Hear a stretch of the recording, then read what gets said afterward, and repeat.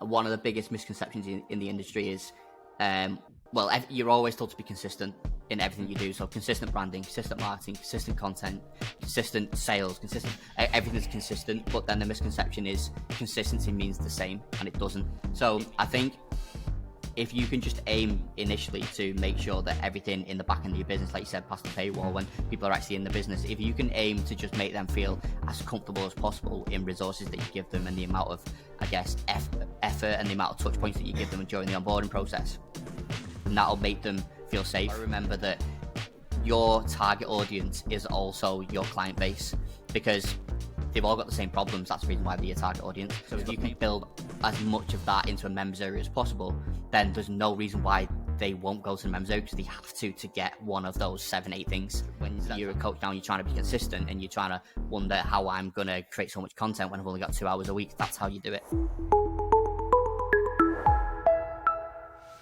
Just quickly before we get into the full show, for any of you who's watched this podcast before, you will know that I am super passionate about this podcast and getting on the most interesting guests to help you get better results with your fat loss, your business, your life, and your coaching skills. But at the moment, 85% of you who watch this channel aren't subscribed to the channel. The bigger the channel gets, the better the guests get, the more high production value the show gets, as well as the clips get. So if you're watching this, please, can you click subscribe, like, comment, improve interaction so YouTube know we are a channel to be reckoned with. And then we can take over, and then I'm coming for you, Joe Rogan. So Callum, I was excited for this show because one, it's a little bit different to a lot of the fitness stuff I always, have. And you were the guy that's helped build how my brand looks essentially for the last year. I'm wearing the logo now and the t-shirt. Some of the carousels you made, it made my life so much easier. And I suppose the first question that I wanted to ask you was you sort of I heard of Graphfit anyway, just as online coaching was sort of coming into popularity. It seems like you came about at the right time. So how did you guys start? And did you see where the industry was going, or was it just right time, right place? That's a good question. I think when Graphfit first started, it was all about personal trainers and gym owners, mainly, because that's basically Graphfit started from a friend that started a gym, independent gym, and that's how I helped him, and then that's kind of how the whole gym fitness thing came around. But like what you mentioned there about the time when you heard about us, it was sort of the lockdown online boom, probably. So we've been going for about 3 years now. And like I said, a lot of personal trainers and gym owners we worked with before that. But then obviously once lockdown and things came, there was this realization for a lot of personal trainers that all of a sudden I can't use my personality as easily because I'm not on the gym floor and I'm not in people's faces having these conversations and showing who I really am to then get people to buy from me, essentially. So that's probably the reason why you heard from us at that point, because a lot of people were looking for ways to basically emulate what they were doing on the gym floor, but doing it online because they weren't allowed in the gyms anymore. So that's where obviously branding came into place. That's where different sort of channels and mediums of getting content out there and getting personality out there and getting education out there came into play. And that's where we sort of really picked up our game. I think that's where people really started looking for us rather than us looking for them. So I think that was a big turning point for us. When it comes to what is your background behind this? I'm assuming fitness isn't the only thing you've ever created brands for. No, so I honestly don't have a fitness background at all, really. I've never been a gym goer. I'm still not a gym goer. We've got a gym in the office and I'm still not a gym goer. I'm really the other side of the spectrum. But for me, it was always sport. I always played sports. I always played rugby. So I was always sort of, I guess, involved in some way. But my background was in corporate design and marketing. So we worked for a lot of sort of big makeup brands, law firms, that type of thing. And there was also another side of the business. This is going back to sort of when I left school. There was also another side of the business that did SMEs. So there was a lot of small sort of one-man bands, and sort of got to understand how you approach different people in different scenarios, different situations, and sell to people in different ways, but also how the realization of how the services of an agency are all the same, regardless of which agency it is. They're just applied in different ways because the end client needs to use them in different ways, or one thing's more important than another thing, rather than one size fits all.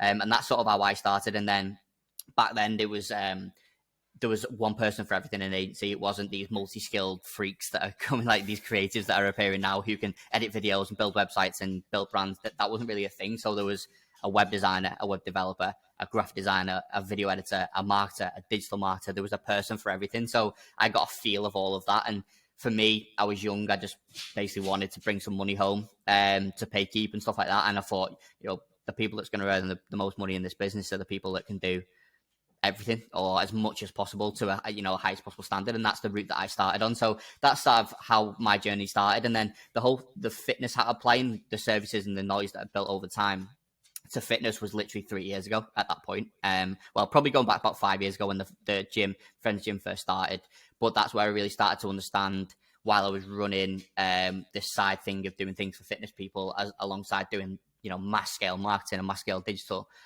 seeing how everything was the same. It was just applied in different ways. And then seeing that gap with, okay, well, this personal trainer down the road who's, in Pure Gym or wherever it may be, they don't know how to find these mass scale marketing agencies, or at the time I was working in a software company, they don't know how to find them because these large marketing agencies who are kicking out the quality that the coach is looking for don't care about them. They're not looking for these one-man band personal trainers. So that's kind of where all these questions started popping up, and I was thinking there's got to be something there. And at the time, there was not a fitness graphic designer, wasn't a thing. There wasn't somebody doing that. There was a freelance graphic designer that was working on your website, and then the day after working on the joiners down the road. And so that confusion, that grey area in between of understanding what the coach needed wasn't there. So that's where I sort of seen that opportunity and jumped on board with that then, and just decided to niche down just for fitness brands. I think when you ever hear a backstory like this, where someone comes in and finds a true niche, there's an element of a moment where there's a lot of balls to take a leap in something. So you could have looked at these marketing agencies, did not care about the fitness professionals, and you were saying there was nobody working with these one-man bands. And that could either mean, and obviously it has meant, that there's an incredible space for someone like you to jump in and take it. Or you could have looked at that and gone, well, obviously no one gives a shit and no one can afford it, and what's the point?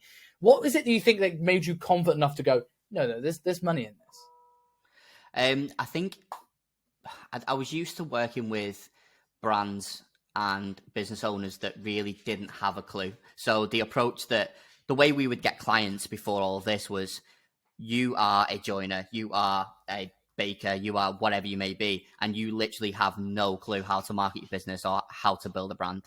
And so we were coming from a different lens. So we've seen everything through a different lens. But when I started sort of being more around personal trainers and gym owners, you start realizing how there's so many natural marketers out there. And because they were naturally a little bit younger, they were naturally a little bit more driven, because they were young, self-employed personal trainers who wanted to make something for themselves. That combination of all the skills that I've got at the time and all the knowledge that I've got to take you to market, but also the drive that you've got and the vision that you've got for your own brand that these small businesses never had, that I'm used to working with, just took it up a level. It just enabled us to go. It was like having a second person in your team without having to take somebody on, because they had vision, whereas I was used to being the vision, being the executor, being everything. And so it's like taking on your first team member, and all of a sudden you feel powerful. You're like, oh, we can do more now. And that's the sort of feeling I got from working with fitness professionals. And it's the exact same now. It's 100 times what the industry was at the time. Like was only 3-5 years ago, whatever it was. But the scale at which online coaching is now, and the entrepreneurs that it's breeding in the industry and the businesses that have been developed, is just incredible. And I still get that same feeling every day now when you're working with coaches who are young, 21, 22 years of age, that have just got this drive and this vision to build something, and that's really easy for us to execute off the back of. So I feel like that's a bit of a superpower, really. When it comes to sort of like the fitness industry sort of brands compared to the guys you used to work for prior to starting Graphfit, like, is there huge differences in terms of what makes a good brand for a fitness professional compared to other industries, or is there lessons and skills that you can take across the board? Not in the actual creation or creative process. No, I don't feel like there is any difference. It comes back to, again, what I've just mentioned then about the brand owner, or the client in our case, understanding the audience and how that brand needs to make them feel. So the actual creation process from a design perspective is the exact same. It's taking what you know as a designer and your creativity and your skill level, taking what the industry or the business does, finding out more about the audience that is ultimately the person that's going to respond to it in the end, and blending all that together to create a symbol as something that represents all three of those things. And that's the same no matter what brand you're building. But the difference is when you're working with outside the fitness industry with small businesses, not all, like I'm not going to pigeonhole all of the brands, but a lot of brands I used to work with years ago, is that lack of understanding of who the audience actually is. So like I keep using a joiner, but we're building a new office at the minute, so we're getting tradespeople, and I've just got joiner on the brain. I think if you take a joiner for example, they know where that the skills are incredible. The carpentry behind is amazing. They've probably studied it for years and whatever, and they know the job inside out. But if you ask them who do you work for, they wouldn't know. They wouldn't go, oh well, my ideal client is a person in this type of house that needs this type of work that's got this type of budget. They wouldn't be able to tell you that. If you ask a fitness professional, they go, oh well, I work with people, I'm looking for people in this sort of geographical area, probably between this age and this age, probably leaning towards this certain profession because I know that they're struggling with XYZ and my service solves that problem. And that the difference in that knowledge from the business owner really, really makes a difference on the execution of any creative asset that you're ever creating. Do you think there's a big difference then from people you've seen that you've created incredible graphics? I bought a lot of stuff from you over the last year. That people who have knowledge or natural marketing skill tend to be able to make lemonade, let's say, out of what you create, as opposed to some people who got this great looking Instagram account, but it doesn't translate into any uptake in sales because the knowledge behind that personal trainer isn't there.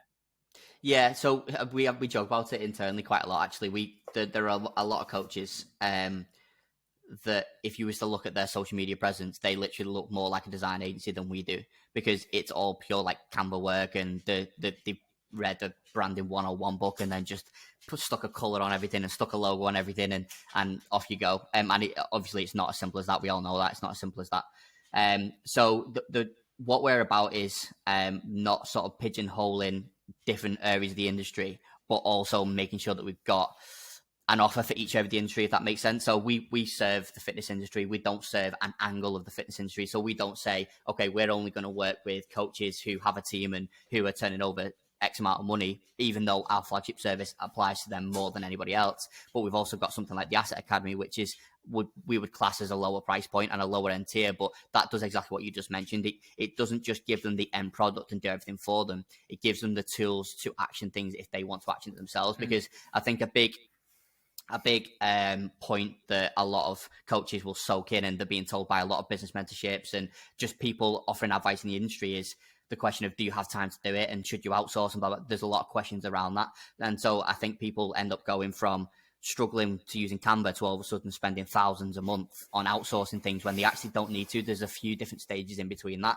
And although we would be that person that you're spending thousands a month with outsourcing, that person isn't ready. So there's no benefit in us taking that person on, or that coach on, or that brand on, because there is no longevity in it. What we would rather you do is take up the tools on the way to be able to maybe improve your Canva skills. And then, oh, well, I'll keep doing the Canva stuff, but I'm going to get content from somewhere else, and I'm going to blend them two together. And bit by bit, you're just building sort of the bricks. And then eventually you go, right, okay, well, because of all these steps, I've saved money throughout the years, or the year or two. I've actually managed to increase my sales because I understand my audience a little bit more. I'm putting more work into my marketing. Now I haven't got the time to do it because I've got too many clients. So I'm going to go and outsource it. And that's the journey that coaches should look at, rather than I haven't got time, bang, straight to the end goal, which is where you should actually be in probably 3 or 4 years, not a year or 6 months. It's interesting in saying that there's a personal trainer that look like more of a design company than you guys. I remember for a while where the carousels were the big thing, right? I've got a couple of your great templates with it, but there's personal trainers used to go on their page, and I used to scroll down, and it took me about 10 minutes of scrolling to find out what they look like. And it's people who bought. I'm not calling out because I think his stuff's really good, but Simon Mitchell's course on Canva, brilliant designer, really really good stuff. But it's the thing. It's a similar thing with people learning mechanics course in the fitness industry. The educators are amazing. You go 3 or 4 levels down, and people don't know how to apply the tools. And I think this is the thing there, where you got these beautiful looking carousels, but I don't know who this person is at all. I don't know what their face looks like.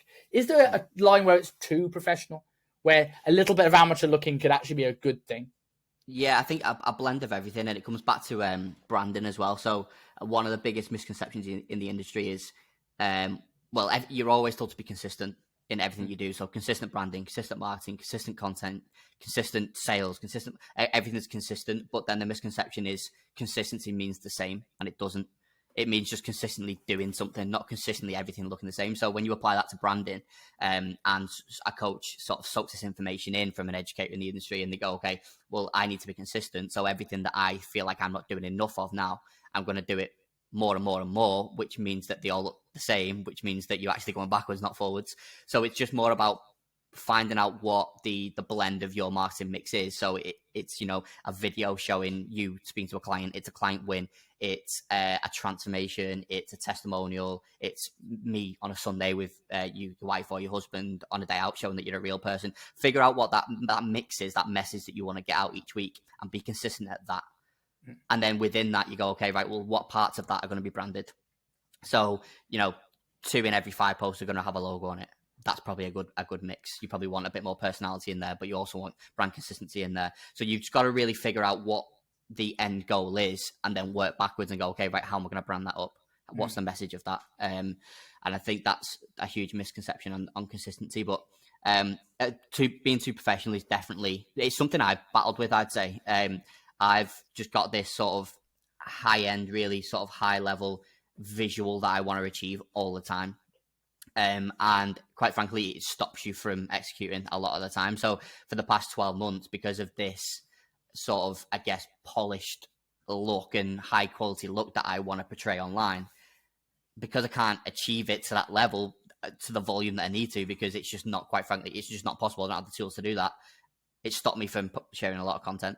Yeah. So then you obviously, in the process, you are finding ways to be able to produce this high level content more frequently. But at the same time, you've got to really look at what matters, and what matters is the content and the message you're getting out there, regardless of how professional it looks.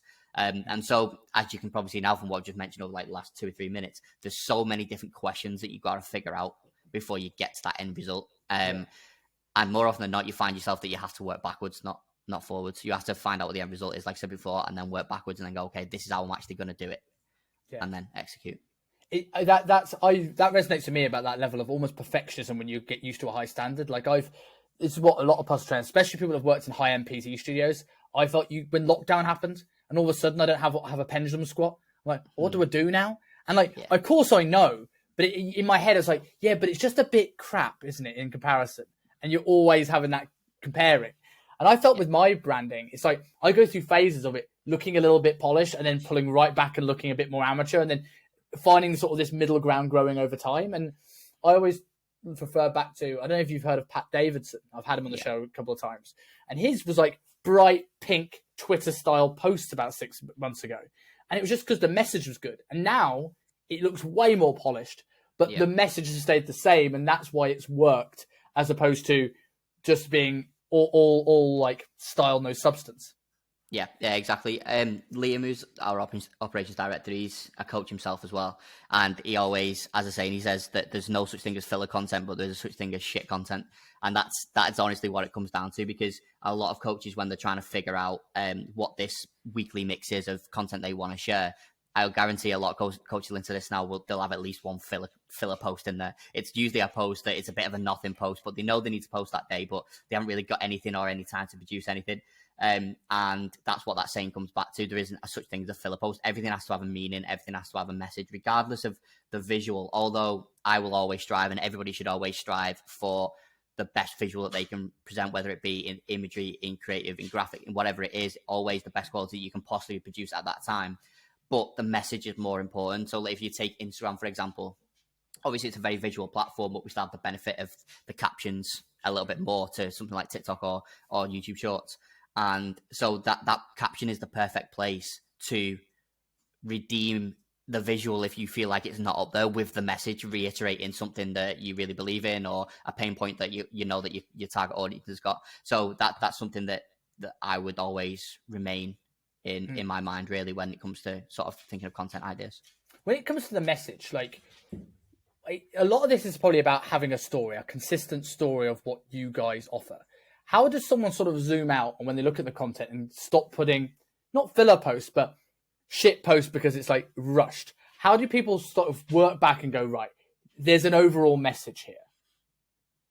Well, I think it probably comes down to the authenticity of it. And like, by no means am I saying that there's a lot of fake people out there, when there are a lot of fake people out there, let's be honest. But I'm not saying there's a lot of fake people in the coaching industry, but what I would say is it's really difficult to produce shit content if you're not sticking close to what your ethos is and what your morals are. So if you think of what resonates with you with a brand, or resonates your target audience with your brand, you can compare it to like when you're making friends, or when you meet somebody new who you like. What makes you like them? It's usually their personality, it's the morals, it's what they stand by. You usually see a little bit of you in them, and that makes you get closer to them, makes you like them, and makes you trust them. And that's essentially what a brand does. That's the process of you sort of resonating with the brand.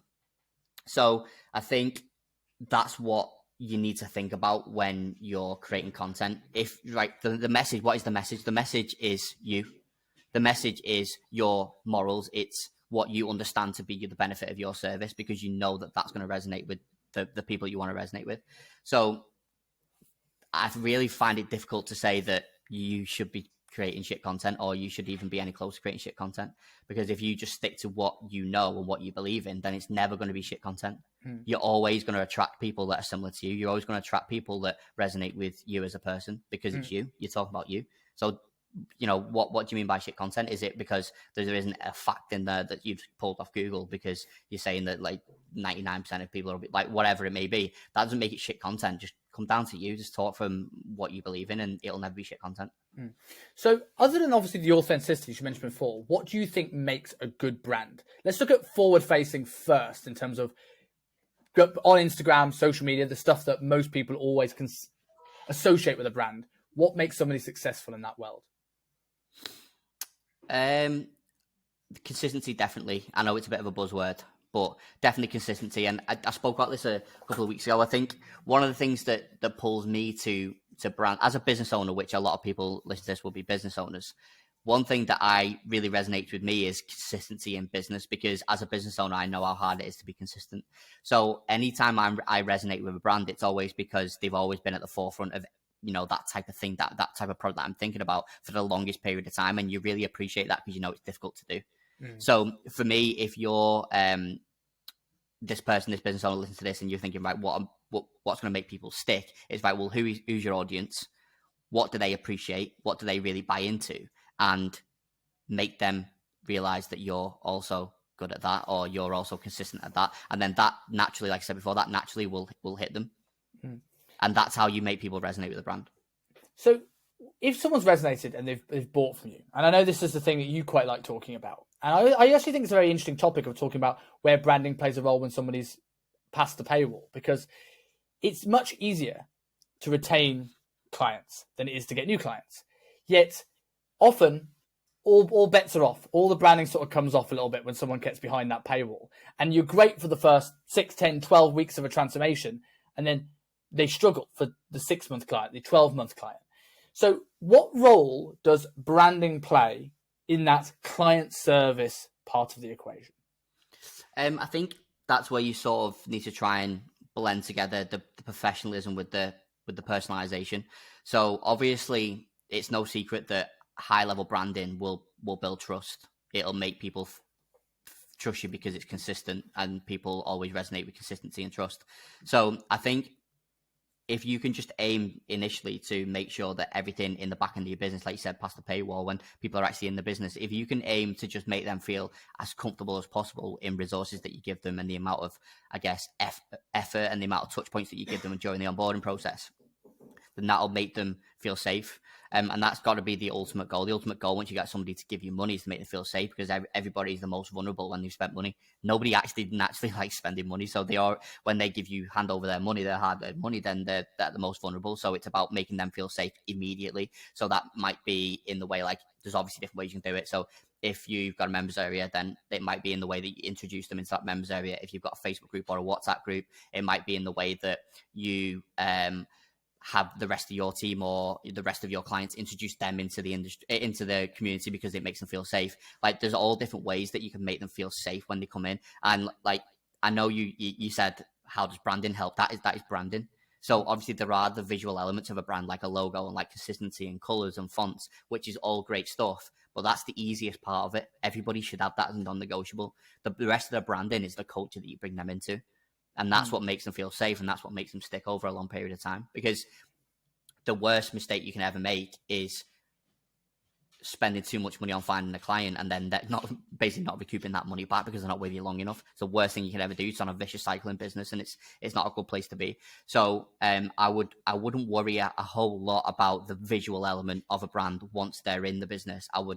I would think about what else the brand consists of other than the visual. It's the community, it's the way you talk. Again, it's your morals, it's your ethos, it's how they're receptive into the brand. And of course, within that, like, you're not going to disregard the branding element of it. Everything that you give them, every resource pack, every call, every piece of content you get, everything that you give them is consistent with what they was used to when they decided to make the call to give you money, just to create that consistency. Do you think, like, with regards to this, like, you see people with the, like, you know, fancy looking studios? I'm throwing one of your clients out. You know, JK is a great looking studio. He does all these videos in. We've got Miriam, who has like the LED boards, and they look wicked. But I sometimes think, like, is there, like we're saying, is there too professional on the front end of business? Is there an element where actually being a bit more rough and ready when someone's come through the paywall actually is like a peek behind the curtain, which makes people feel like they're being nosy, like they're now in an exclusive club? Yeah, I think that's where, if you're a personal trainer, listen to this versus an online coach, I think that's where really you have a leg up still naturally, because it's really hard if you're working on the gym floor and you're sharing content of training a client or training yourself in the gym. It's really hard to portray this polished thing, you know, with the logo and the branding and all that stuff. So you naturally get a leg up on showing the real life environment. So yeah, I think there is definitely, like, I have the logo there and whatever, but I've got a jumper on, like I've not got a suit on, you know what I mean? Like, there's always a blend of the two. But one thing I would say on that, which is a different perspective, is think about how that person makes you feel. So let's say you've got a person in your mind that you would class as always looking polished. Then you've got another person that always looks polished, but this person's a bit of a dickhead and he's got an ego and you don't really like him, and he always talks about money and he always talks about fame and all this stuff. And you've got the same person that looks just as polished, but you can resonate with because he talks about real life solutions and real life problems, and he talks about his family, and he talks about how he can help you, and he always got a solution for your problem. You're probably not going to feel too harshly around how polished he looks, but you are with this person because you think he's a dickhead. Yeah. So I would focus on not so much on how polished you are, but how you allow them to perceive it as a person, and how you come across as a person, because that will change their perspective on that. With some of the things you mentioned, sort of like keeping people long term in the business and the hard bits of branding, like, you deal with probably a lot of coaches who are getting, whether it's assets, whether it's editing, whether it's video software, whatever it is they ask you guys to do, membership sites, that is there to keep that life cycle of a client a little bit longer. So from getting this, you probably have a bigger database than most coaches have of what actually works for retention. What are the things that you've seen that helps people keep their clients longer? Keeping the clients longer is just the permanent attention, and sort of as much as you're learning on the front end of the business on what the pain points are, you've got to remember that your target audience is also your client base, because they've all got the same problems. That's the reason why they're your target audience. So the pain points that you're talking about on the front end of your business to attract new business, they're also the pain points that you're, more often than not, that your current clients are also dealing with as well. So I would always consider whatever your touch points are within the business, so your check-ins and maybe like weekly calls, if you do that type of stuff, I would always consider how are they sharing all their pain points with you, or are you literally 6 months down the line still trying to solve the same problem with what they had 6 months ago? The chances are that problem may still be there, that you're trying to, it might be weight loss, or it might be muscle gain, whatever it may be, but the chances are that they've also picked up new problems along that period, and you've also got to fix those problems as well. So don't sort of allow that disconnect between the front end of the business and the back end of the business. If you continuously, build your knowledge on what those pain points are and continue to add that into your service as well as into your sales mix, then you'll keep them for longer, because you're always going to be finding a solution for the problems, not just the solution that the problem they had 6 months ago when they first signed up, but also the continuous problems that they're getting day by day, week by week, month by month. You mentioned before coming on air about the importance of a community. So why do you think community is important within the business, and how do people create a good community in a coaching business? Because this is a tricky thing I find with online coaching. One-to-one, there's always this advantage of, I will always see this person 2-3 times a week, so I can have a conversation, I can see subtext, I can get through problems. But online, I have a lot of people that maybe go quiet when they struggle, don't talk. You put them in a Facebook group, put them in a WhatsApp group, and it's like dust bunnies. How does a coach make a community that absolutely pops and works, other than being consistent? Because I know that's going to be the first thing that you say is being consistent in there.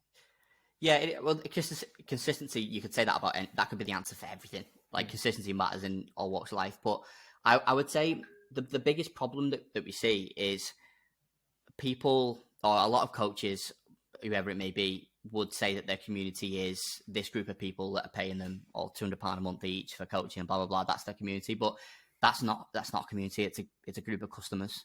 A community is only something that you build that you give them more than they give you. That's how you build a community. It's not a group of customers that are only there because they're paying you £200 a month or whatever it may be. That's not a community. That's not making them feel welcome. It's not making them feel wanted either. So the best way to build a community is to essentially give them more than they give you. Don't just use them for a financial transaction, because community is built on all those loving words that you like. It's built on trust. It's built on people being comfortable. It's built on people resonate with you and liking the people that are around you. And you don't get that from a financial transaction or a weekly check-in, or you put in 4 posts a week in to say, how's your week? And then not really responding and then fixing any problems off the back of it. That's not a community. That's just a group of customers. So if you are listening to this now and you feel like you've got a community, really try and understand what that community gives the clients. Is it just a Facebook group that there's 1 post a week in there? Or is it actually a place where they actually feel comfortable to actually talk to each other, and they actually feel comfortable to approach you or any of your team members with the problems that they have, their ongoing problems? Again, not just that one problem or a couple of problems that they I've told you about when they first signed up, but the ongoing problems of life. Cost of living, right? Who's struggling with that? How many coaches have talked about cost of living? If you've got a Gen Pop, if you're listening to this now and you've got a Gen Pop community, a group of clients that class as Gen Pop and have got 9 to 5 jobs, whatever it may be, they're struggling from cost of living. That's probably on their mind right now. It might not have been on their mind when you first signed them up, but it's on their mind now, and they'll be struggling with it, and it's probably affecting their lifestyle, which then affects the results that they get, which then affects your social proof for sales in the future. So think of real life ongoing things, and that's how you build a community, not just putting them in a Facebook group and then saying, this is my community because they're all paying me money. That's not a community. Yeah. And like with regards, because this is a big thing you brought with the sort of the membership areas that you've offered, right? And as a lot of coaches, and I was guilty of this too, right? I desperately wanted a membership area. I pushed hard for a Facebook group, and I eventually found that for my coaching that WhatsApp was the thing because people are always on it. Like I find that Facebook groups work really well for personal training, like groups, like the OTE, for example, right? Because personal trainers have got their own Facebook groups. They're already on Facebook, but most 40-year-old lawyers gave up on Facebook if they ever were on it in the first place. So membership sites are another thing because it's another thing to log into. So how does somebody create a membership site that people want to log into? And why do people find it such a hard time getting the clients to actually invest in something that the trainers probably spent money making it look incredible as a resource, but people just don't see the value in it?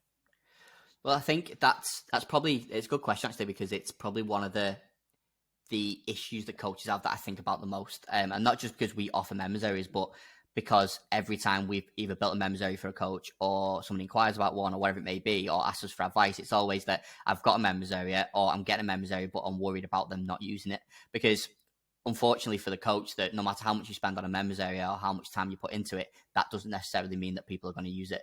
It'd be great if it did, because then you could build an amazing members area. It means that the better it is, the more people you're going to get in it. But that's not the reason. And usually the reason comes down to just the barriers for entry on them actually using that members area. So as a coach, think about how many different tools that you give your clients, and remember that the more tools doesn't mean the more support. It just means the more overwhelm. So from that point of them, paying you money and signing up, what are you giving them? You might give them a Google Sheet for check-ins, or depending on how you do programming, you might give them access to an app like Trainer or True Coach, whatever it may be. You might give them a welcome guide, a check-in guide, a login details for this members area, go to Google Drive to get this document. And there's like 6, 7, 8 things that you're giving them. So why would they, what reason have they got to log into this thing that's just one of those 7 things? The barrier to entry is way too high. So the way to fix it is to try and consolidate that as much as possible, which is why members areas are so important. So if you think of it, like I just mentioned there, everything that you want them to do, so you want them to check in, you want them to watch the webinars that you've got, you want them to download the documents that you've got, you want them to read the welcome guide, you want them to access the training program, you want them to speak in the community group. you need to minimize the amount of places they go to do those things. So if you can build as much of that into a members area as possible, then there's no reason why they won't go to the members area, because they have to get one of those 7-8 things.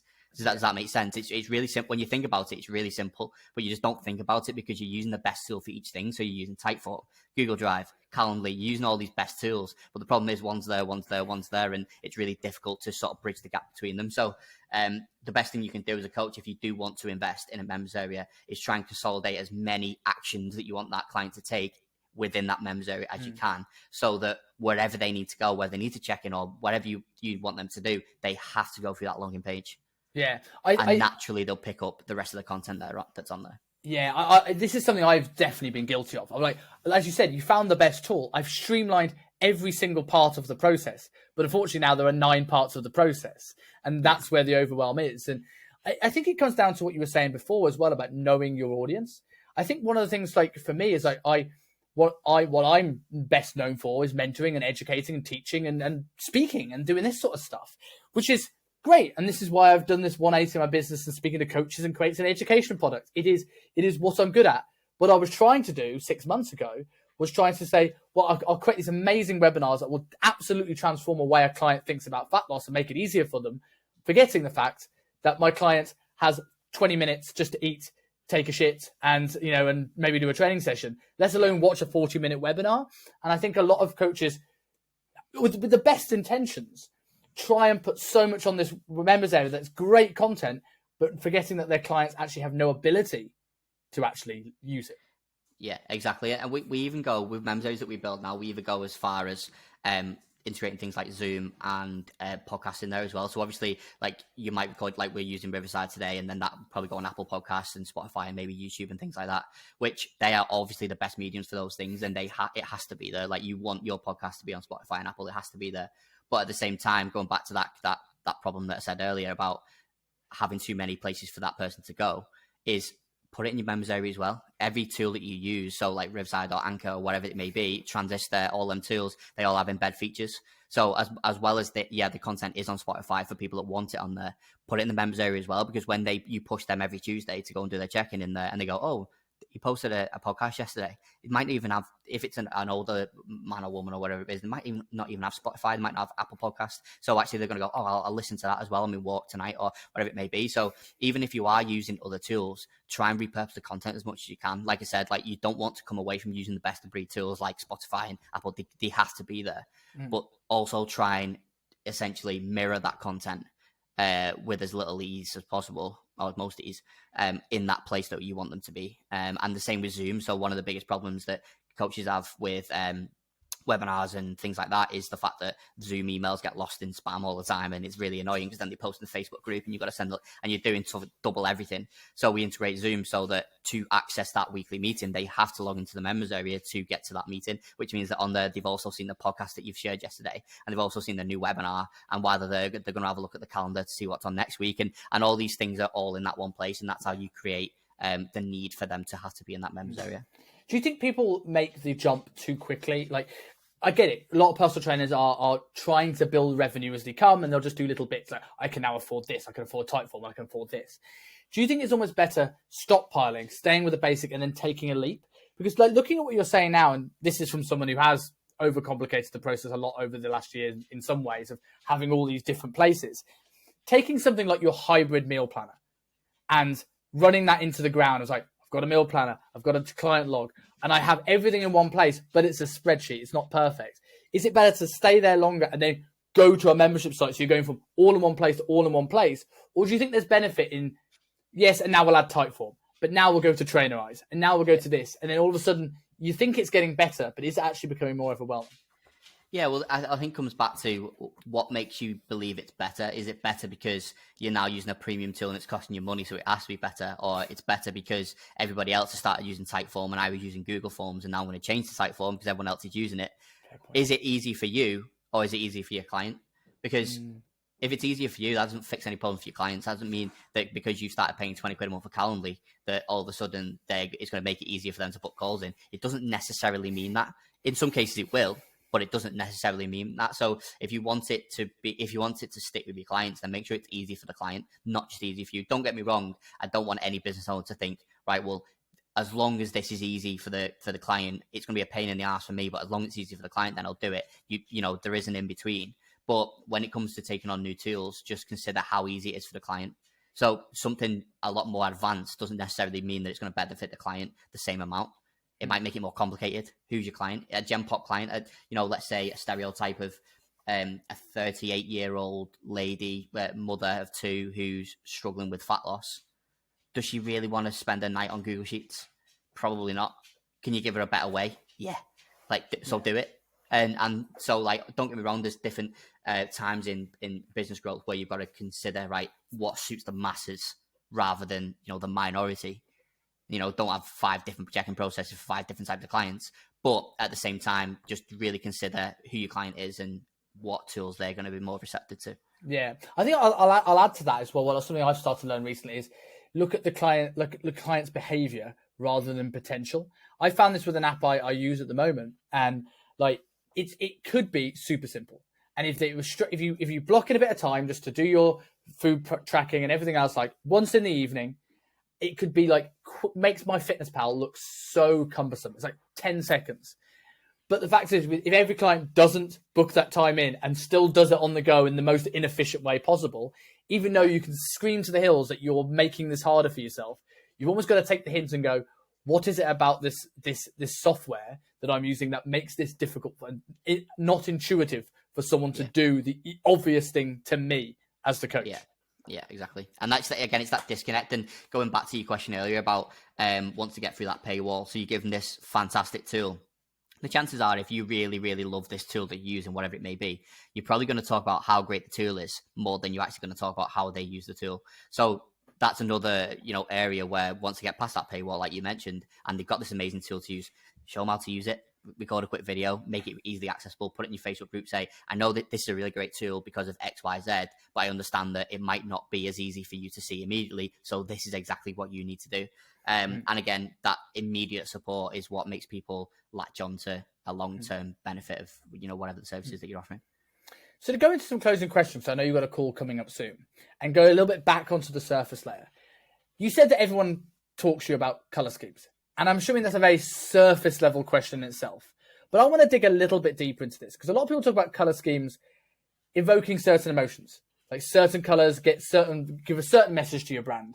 Having worked in this industry for so long, is that a true statement? And if so, what kind of things should people be looking at doing, or does it not matter? Yeah, so it definitely does. I won't go as far as saying that it's bullshit. How colors make you feel isn't true, because it is. It's fact. There's science behind it. It does. Colors do make you feel different ways, but I don't really buy into it too much as a designer or as a brand developer, because I feel like in this day and age, there's so much more to how a brand makes somebody feel outside of color scheme that quite simply outweighs a lot of other visual elements.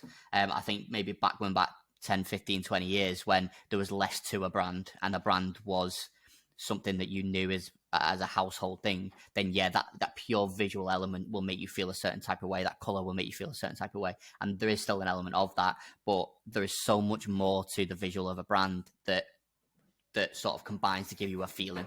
So it could be, again, going back to the simple things of you as a person, how you talk, what you talk about. If you have 2 people that have a red logo, red is known to make people angry, that's what people say, or make you feel a certain type of way like that.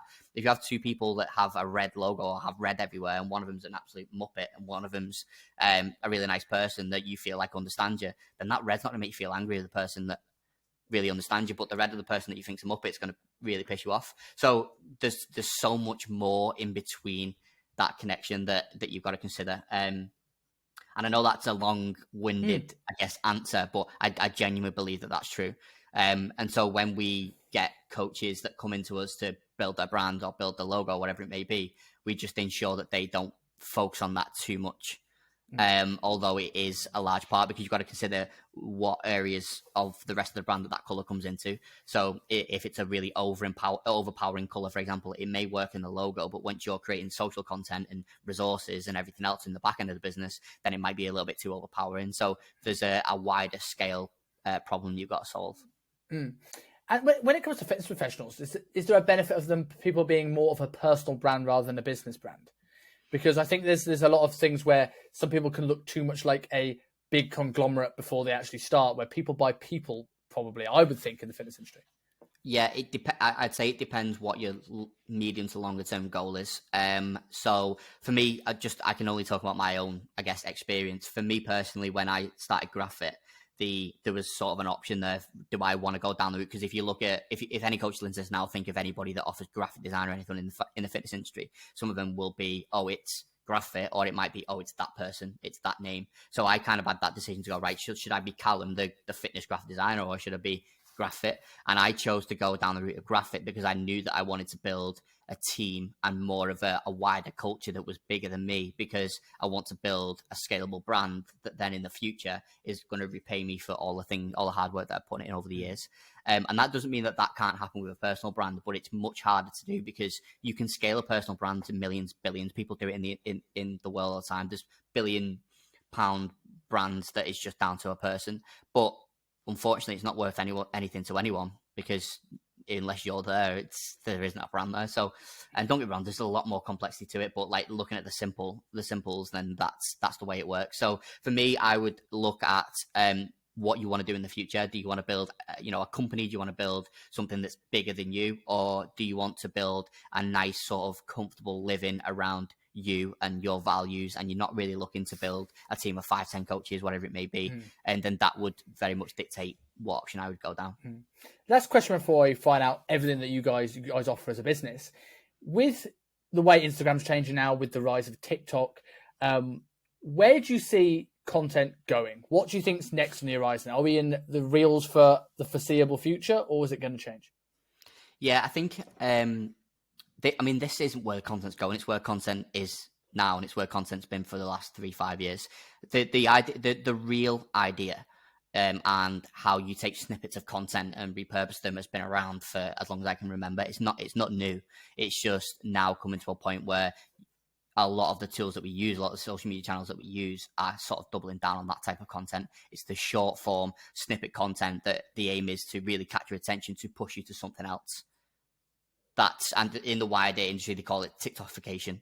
That's like, it's this idea of a reel that we know as reels now because of industry. Like, it's the idea that is now the new type of content. It's not the new type of content. It's been around for a while. We just haven't used it. So I would say, yeah, the real type content, the short snippet content is where we're going in the future.